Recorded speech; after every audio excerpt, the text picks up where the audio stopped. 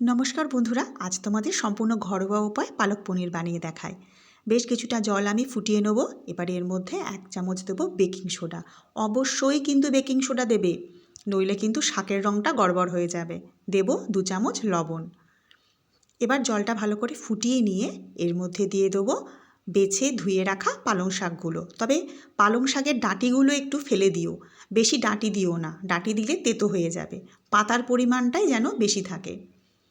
ঘড়ি ধরে 1.5 মিনিট এটা ফুটিয়ে নাও, একদম ঘড়ি ধরে ঠিক 1.5 মিনিটের মাথায় এই ফুটন্ত গরম জল থেকে শাকটা তুলে নিয়েই পুরো বরফ জলে এটা দিয়ে দেবো। একদম ঘড়ি ধরে কিন্তু 1.5 মিনিটের মাথায়, আমিও 1.5 মিনিটের মাথায় তুলে দেখো বরফ জলে চুবিয়ে দিচ্ছি। এটা কিন্তু অবশ্যই করবে, আর বরফের পরিমাণটা একটু বেশি করে দেবে। তারপর খুব ভালো করে প্রত্যেকটা পাতা কিন্তু ঠান্ডা করে নেবে। এবার হাত দিয়ে চাপ দিয়ে সমস্ত জলটা বের করে দেবে। তোমরা কিন্তু কোনোভাবেই ঝাঁঝরি ব্যবহার করবে না, এটা হাত দিয়ে চাপ দিয়ে তবে জলটা বার করবে। একটুও যেন জল না থাকে, কারণ যত জল থাকবে যখন শাকটা কষবে তখন বেশি সময় লাগবে। এবার খুব ভালো করে সমস্ত জল কিন্তু আমি শাকের থেকে বের করে নেব।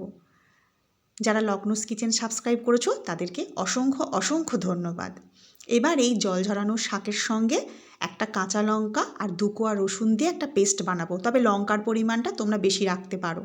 দেখো সুন্দর একটা পেস্ট করে নিয়েছি। এবার কড়াইতে সর্ষের তেল গরম করে তাতে 1/2 চামচ গোটা জিরে ফোড়ন দেব, আর দেব কিছুটা হিং। হিংটা কিন্তু অবশ্যই দিও। এবার এর মধ্যে দেব 2টো শুকনো লঙ্কা, ফাটিয়ে দেবো। তোমরা কিন্তু ভুল করে গোটা শুকনো লঙ্কা দিও না। এবার দেব 4 কোয়া রসুন কুচি, ভালো করে ভেজে নেব। রসুনের যখন সুন্দর একটা হালকা রং আসবে তখন এর মধ্যে দিয়ে দেব 2টো মাঝারি সাইজের পেঁয়াজ কুচি। রসুন যেন পুড়ে না যায়, রসুন পুড়ে গেলে কিন্তু তেতো হয়ে যাবে। এবার পেঁয়াজটা খুব ভালো করে ভেজে নেব। যারা এখনও পর্যন্ত লগ্নস কিচেন সাবস্ক্রাইব করোনি, আমার ভিডিও শেষ পর্যন্ত দেখার পর যদি ভালো লাগে একটিবার সাবস্ক্রাইব করে দিও। 1 চামচ দেব মেথি পাতা।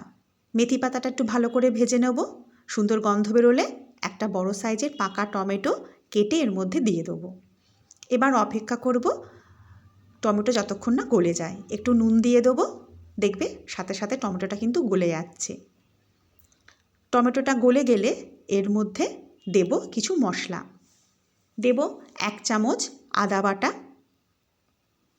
এবার দেব 1/2 চামচ ধনে গুঁড়ো, 1/2 চামচ জিরে গুঁড়ো, 1 চামচ কাশ্মীরি লঙ্কার গুঁড়ো আর পরিমাণ মতো হলুদ গুঁড়ো।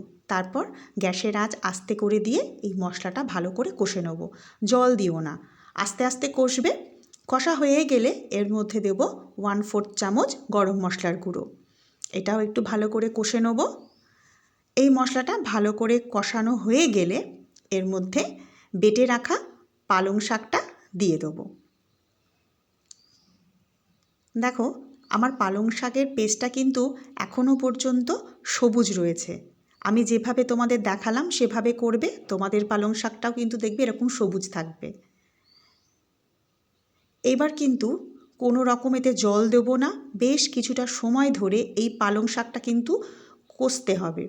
এই পালং শাক যত বেশি ভালো করে কষবে এর স্বাদ কিন্তু দ্বিগুণ হবে। আমি প্রায় 15-20 মিনিট ধরে এটা কষে গেছি। 15-20 মিনিট পর তারপর এতে পরিমাণ মতো জল দেব। এবারে এতে পরিমাণ মতো আমি জল দিয়ে নেব। এবারে এর মধ্যে দেব স্বাদ মতো লবণ। আমি এতক্ষণ কোনো লবণ দিইনি। এবারে স্বাদ মতো লবণ দেব, আর দেবো একটু চিনি। তবে যারা চিনি খাও না দিও না, কিন্তু পালং শাক যেহেতু একটু তেতো ভাব হয় সেহেতু এতে একটু চিনি দিতে লাগবে। এবার এর মধ্যে দেব কিছুটা পনির। আমি কাঁচা পনির দিয়েছি, তোমরা চাইলে পনির ভেজেও দিতে পারো। তবে যেভাবেই দাও না কেন একটু নুন গরম জলে পনিরটা ভিজিয়ে রেখো। আবার 1 চামচ মেথি পাতা দেব। গ্যাসের আঁচটা আমি বন্ধ করে দেবো। তোমরা চাইলে আরেকটু শুকনো করে নিতে পারো, আমি আর শুকনো করব না। এবার এটা একটা পাত্রে ঢেলে রাখবো। অন্যদিকে একটা প্যানের মধ্যে কিছুটা সর্ষের তেল গরম করে দুটো গোটা শুকনো লঙ্কা আর 3 কোয়া মতো রসুন কুচি দেবো। গ্যাসের আঁচ বন্ধ করে হাফ চামচ কাশ্মীরি লঙ্কার গুঁড়ো দেবো, দিয়ে এটা ভেজে নেব। তোমরা চাইলে এটা তেলের পরিবর্তে ঘি বা বাটারেও ভাজতে পারো। ওপর থেকে ছড়িয়ে দেবো। এই রেসিপিটা কিন্তু খুব সুন্দর খেতে হয়, তবে তোমরা যদি রেস্টুরেন্টের মতো চাও তাহলে ওপর থেকে বেশ কিছুটা বাটার আর বেশ কিছুটা ফ্রেশ ক্রিম দিতে পারো। ফিরে আসবো অন্য কোনো রেসিপি নিয়ে।